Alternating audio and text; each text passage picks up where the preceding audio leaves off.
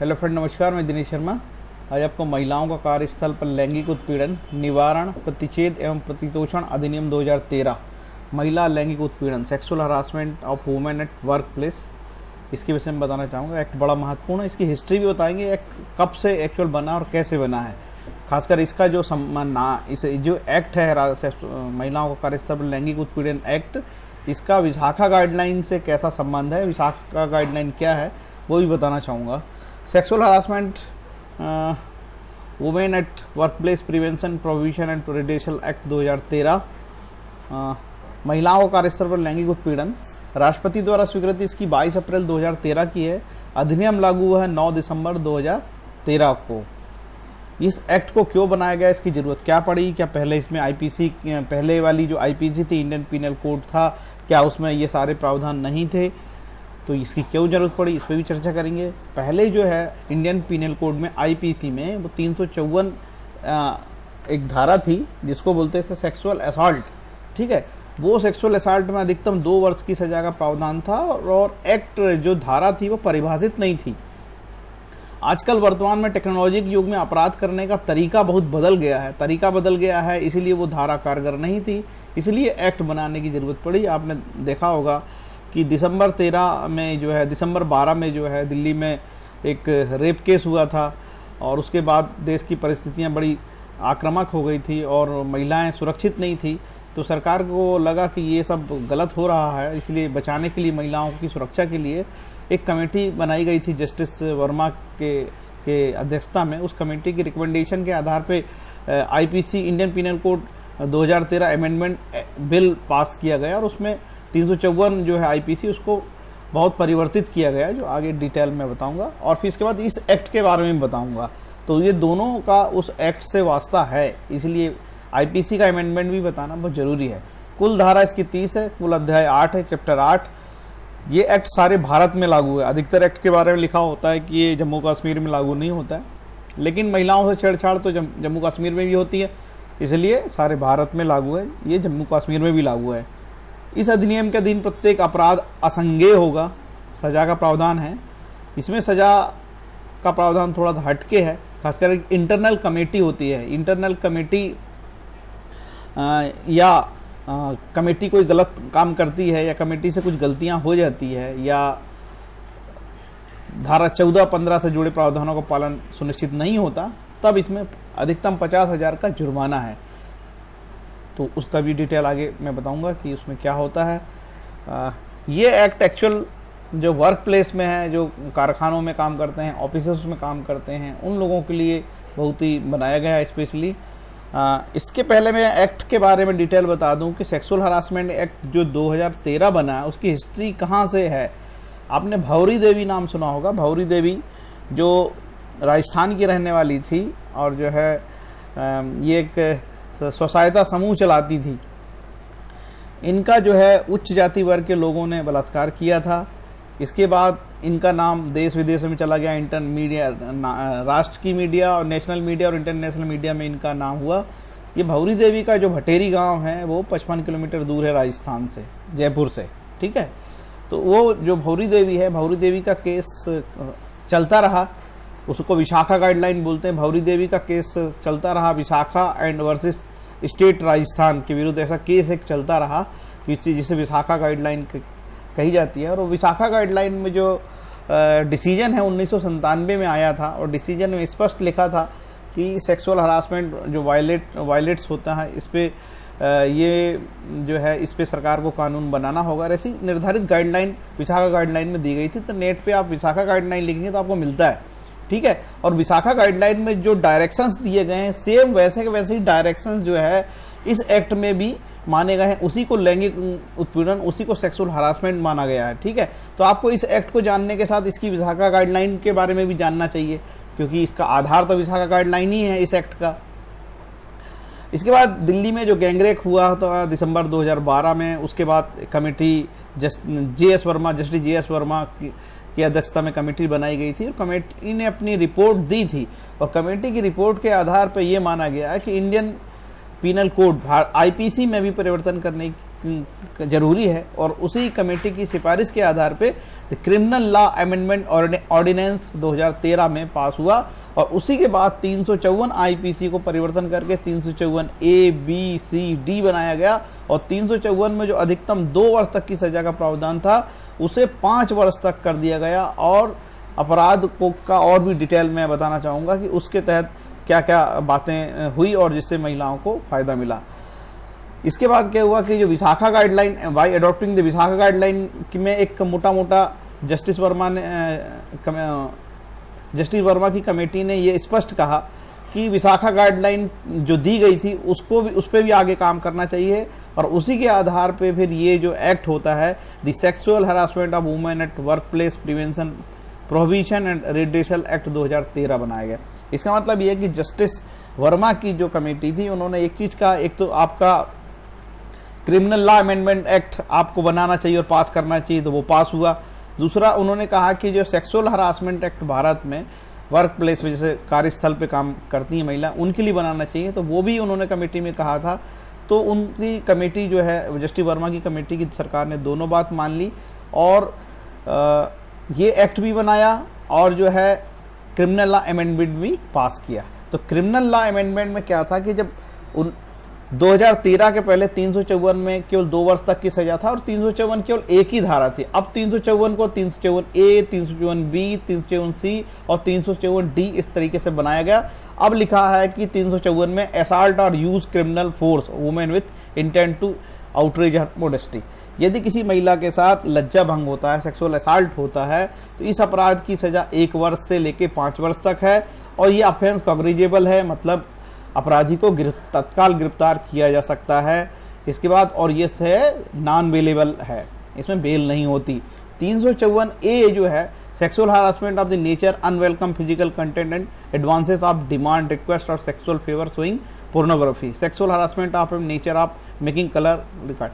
कोई व्यक्ति पोर्नोग्राफी वाली फिल्में कोई दिखाना चाहता है या कोई फिजिकल टच करना चाहता है शारीरिक या अनवांछित बात करना चाहता है महिला से, तो imprisonment with may be extend 3 years. तो ऐसे व्यक्ति को 3 वर्ष तक की सजा का प्रावधान है, 3 वर्ष तक, ठीक है। इसका भी जो अपराध है कॉग्निजेबल है और बेलेबल है। इसके बाद 354 ए के बाद जो है और 354 बी बनाया गया, उसमें भी जो है यदि किसी महिला को निर्वस्त्र करने का प्रयास किया जाता है तो 3 वर्ष से लेके 7 वर्ष तक का सजा का प्रावधान है, कॉग्निजेबल ऑफेंस है। इसके बाद 354 सी लिखा गया, उसमें वायरिज्म मतलब 10 परिता। कोई महिला यदि अपने घर में कोई काम कर रही है या कोई नहा रही है या कहीं और है, वो कोई व्यक्ति छुपके से उसकी कैमरे से कोई तस्वीर निकालता है, ऐसे अपराध में की सजा 1 वर्ष से लेके 3 वर्ष तक हो गई है और अपना अपराध कॉग्निजेबल है। ये सारे अपराध को कॉग्निजेबल बना दिया गया। इसका मतलब इसके तहत कोई शिकायत आती है तो पुलिस बिना वारंट के ऐसे व्यक्ति को गिरफ्तार करेगी, जिससे कि अपराध लोग डर पैदा हो और अपराध कम हो। इसके बाद 354 डी बनाया गया, स्टॉकिंग। इसका मतलब पीछा करना। आपने देखा होगा कि कोई महिलाएं जाती हैं तो कोई इंटरनेट पे पीछा करता है, कोई उसको एसएमएस भेजता है, कोई लड़की कोचिंग जा रही तो लोग वहां उसका पीछा करते हैं, ठीक है। महिलाओं की जासूसी करते हैं, वो किसी रूप से, इलेक्ट्रॉनिक रूप में जासूसी करें या उसके मोटरसाइकिल उसके पीछे लेके जाएं या गाड़ी से ले जाएं, किसी रूप में यदि वो पीछा करेगा तो उसको 3 वर्ष तक की सजा और जुर्माने का भी प्रावधान रखा गया है। इम्प्रिजमेंट 5 वर्ष तक की भी सजा इसमें ऐसे मामले में उसकी हो सकती है। छुप के कोई सजा उसकी फिल्म बनाता है या फिर नंगी फिल्म उतारता है या फिर उसे चित्र खींचता है तो कॉग्निजेबल ऑफेंस है। इस तरीके से इसमें भी 3 वर्ष की सजा है और इम्प्रिजमेंट 5 वर्ष तक हो सकती है, 3 से 5 वर्ष तक, ठीक है। इस तरीके से ये सरकार ने 2013 में जो अमेंडमेंट आईपीसी का किया था उस तरह का हुआ। आगे ये देखते हैं कि इसमें एक और चीज जोड़ी गई थी, धारा 506 आईपीसी की धारा 509 में भी जो है पहले सजा का प्रावधान कम था, उसको सजा का प्रावधान बढ़ा गया है। यदि कोई व्यक्ति महिलाओं को धमकी देगा, किसी प्रकार से बदसलूकी करेगा महिलाओं को, तो वो 1 वर्ष की सजा का प्रावधान अब इसमें बढ़ा दिया है, ठीक है। तो अब देखते हैं कि सेक्सुअल हरासमेंट एक्ट के तहत क्या चीज जो है उसमें आती है, किस चीज को वो हरासमेंट मानते हैं, ठीक है। Physical contact at advances at demand और request for sexual favour, sexually coloured remarks, showing pornography, other offensive of derogatory pictures, cartoons इत्यादि। लैंगिक उत्पीड़न के अंतर्गत निम्नलिखित में से कोई एक एक या अधिक अवांछनीय कृत्य या व्यवहार चाहे प्रत्यक्ष रूप से या तात्पर्य सम्मिलित है। शारीरिक संपर्क और अंगक्रियाएं करना, लैंगिक स्वीकृति के लिए कोई मांग या अनुरोध करना, लैंगिक आभासी टिप्पणी करना, अश्लील साहित्य दिखाना, लैंगिक प्रवृत्ति का कोई अन्य अवांछनीय शारीरिक, शाब्दिक या गैर शाब्दिक आचरण जो है लैंगिक उत्पीड़न, सेक्सुअल हरासमेंट कहलाता है। ठीक है, जैसे सेक्सुअल एडवांसेस, कोई बात कहनी, little project from sexual advances ये है कि उसको जबरदस्ती अपने पास बुलाने का प्रयास करना। ये चीजें ऑफिसों में हो सकती है। अनसेवरी रिमार्क से कोई ऐसी गंदे गाना, सिंगिंग एम्बैरसिंग, ऐसे गंदा गाना जैसे कि आया था अभी, सेक्सी सेक्सी मुझे लोग बोलें, या कोई ऐसी गंदा गाना जिससे कि उसको अच्छा ना लगे, है ना।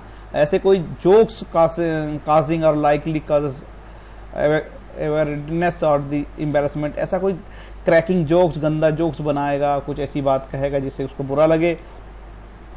और अनसेवरी रिमार्क्स मैंने बताया अभी, कोई गंदा गाना कहना।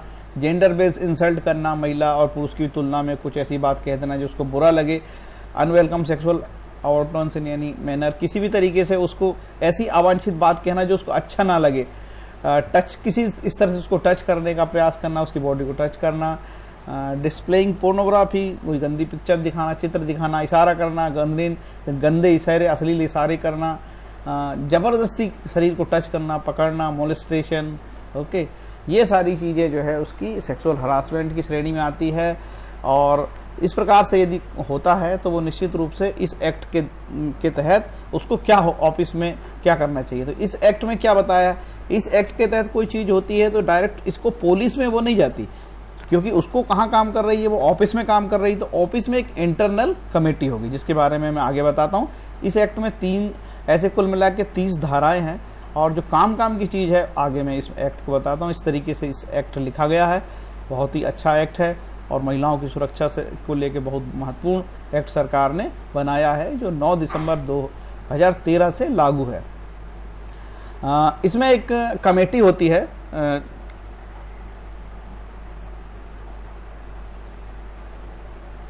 सॉरी, इसमें जो है जो पीड़ित महिला है उसके बारे में मैं बताना चाहता हूँ। पीड़ित महिला क्या क्या कहलाएंगे उसको। इस उपखंड के प्रयोजनों के लिए प्रबंध में सम्मिलित ऐसे संगठन के लिए नीतियों को बनाने और प्रशासन के लिए उत्तरदायी होना कोई व्यक्ति या बोर्ड व्यक्ति। कोई भी महिला कहीं काम करती है तो उसमें यहाँ एक इंटरनल कमेटी उसको बनाना पड़ेगा।